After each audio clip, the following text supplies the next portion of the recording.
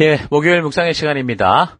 성도는 종교적 행위가 아니라 믿음으로 사는 존재다. 성도는 종교적 행위가 아니라 믿음으로 사는 존재다. 자, 이런 제목으로 오늘 묵상도 함께 나누겠습니다.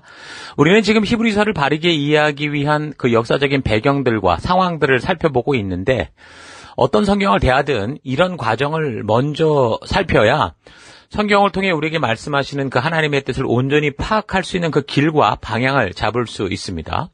자, 히브리서는 저자를 유추하기가 힘들지만 그 히브리서의 그래서 내용을 통해 살펴볼 때 아마도 바울과 누가였을 가능성이 있다라는 걸 우리가 살펴왔습니다.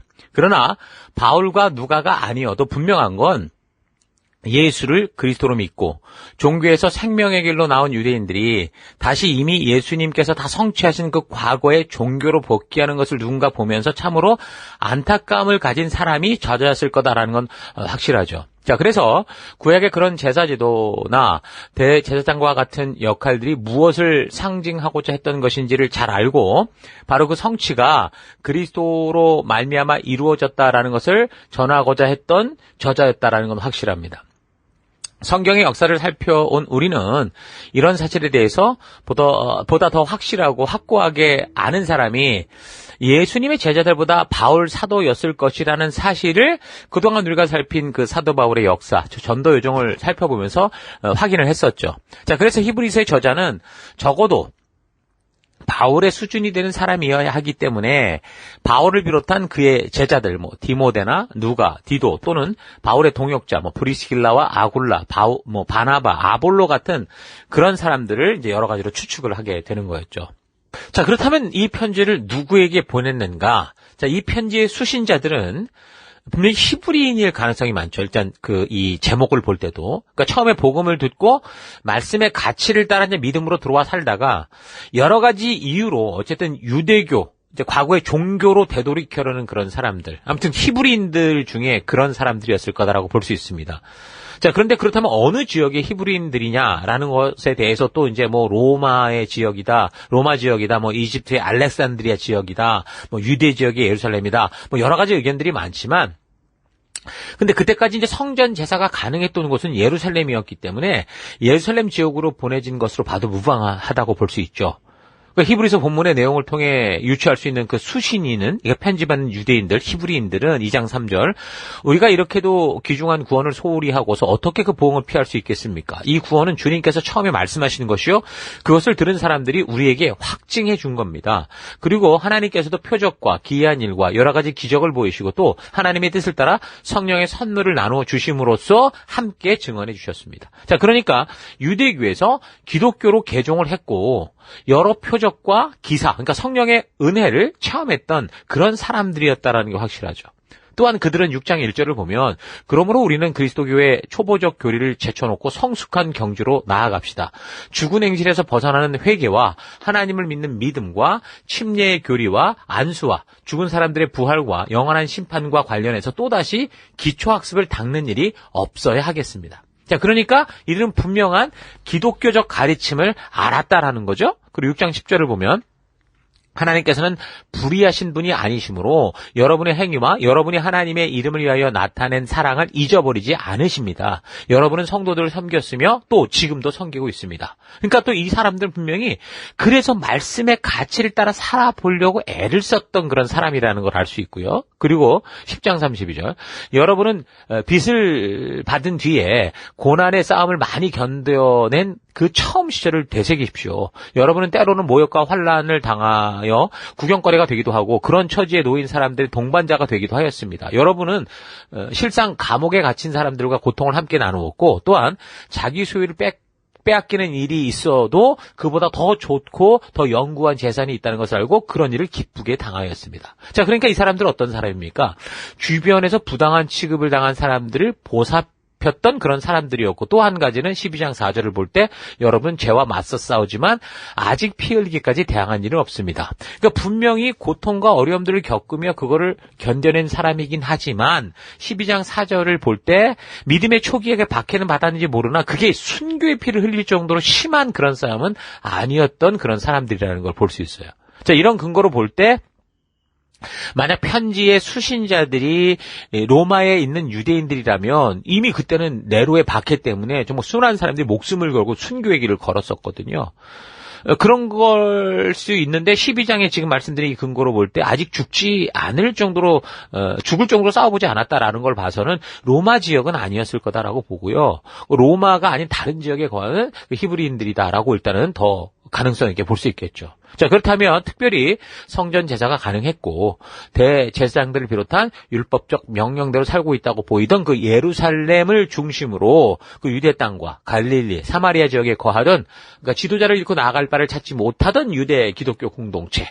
그래서 그들이 헤매고 어려워하면서 자꾸 이제 그 유대교로 복귀하려는 그런 히브리인들이었을 가능성이 큰 겁니다. 분명한 것은 편지의 내용으로 볼 때 편지를 받는 사람들이 예수를 믿는 믿음으로만 살아가는 그것에 이제 회의감이 이제 느껴졌던 거고, 예수님께서 오셔서 성취된 그 제사, 희생제물, 그리고 이제 그 사람과 하나님 사이의 중보의 역할을 했던 대제사장 같은 역할들이 이미 다 이제 성취된 거다라는 이 분명한 사실을 자꾸 의심하게 되고 믿지 못하고, 그 사실 이제 여전히 이 성전 중심의 삶을 사는 유대교들처럼 뭐 성전 제사나 절기의식 같은 것에 더 가치와 비중을 둬서, 그러니까 건물 중심, 예루살렘 성전을 떠나지 않는 그런 삶을 살았던 겁니다. 그래서 이런 백성들에게 그렇게도 건물과 종교적 행위에 얽매여 살아가는 것이 틀렸다라는 거. 그래서 하나님께서 이 모든 율법이 그리스도로 말미암아 성취했다라는 그 증거가 확실하게 역사 속에 벌어지는데, 그게 뭐냐면 바로 성전 파괴입니다. 그래서 결국 AD 70년 8월 10일 예루살렘 성전이 불타올랐죠. 완전히 불타버리고 말았어요. 유대인들은 그 성전이 불타고 있을 때도 어땠냐면 하나님이 자기 백성을 구원할 신호를 줄 거라고 또 어떤 거짓 선지자가 예언했던 것을 찰떡같이 믿고 있었다고 그래요. 그게 다 타버릴 때까지. 성전이 불에 탄 8월 10일 결국 이 날은 솔로몬 성전이 그 느부갓네살에 의해서 파괴됐던 바로 그날과 같은 날짜였습니다. 그러니까 예루살렘의 참상은 예루살렘 성전이 서 있던 그 산이 그 엄청난 불길의 바닥까지 녹아내릴 것 같았고요. 피해 적셔진 면적이 불에 탄 면적보다 넓었다고 그러죠. 죽인 자들보다 죽은 자들이 더 많았다고 합니다.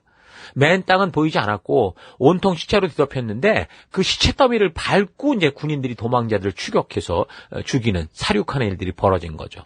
그 로마 군인들은 형체를 알아볼 수 없는 폐허 그 위에 동문 쪽으로 이제 독수리 기장을 세워놓고 거기다가 이제 제사 드리고 열광적인 기쁨의 함성으로 티투스 이 장군의 이름을 외쳤던 거예요.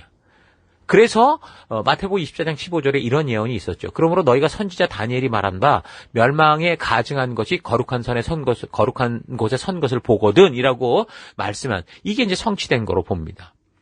로마의 역사가 이 타키투스에 따르면 그때 희생자는 포로와 사망자를 합쳐서 60만 명이라고 그러죠. 거의 유대인이지만 예루살렘 거주자보다 유월절을 기리기 위해 그 예루살렘 곳곳에서 이제 예루살렘을 찾아왔던 사람들이 대부분이었다고 그래요.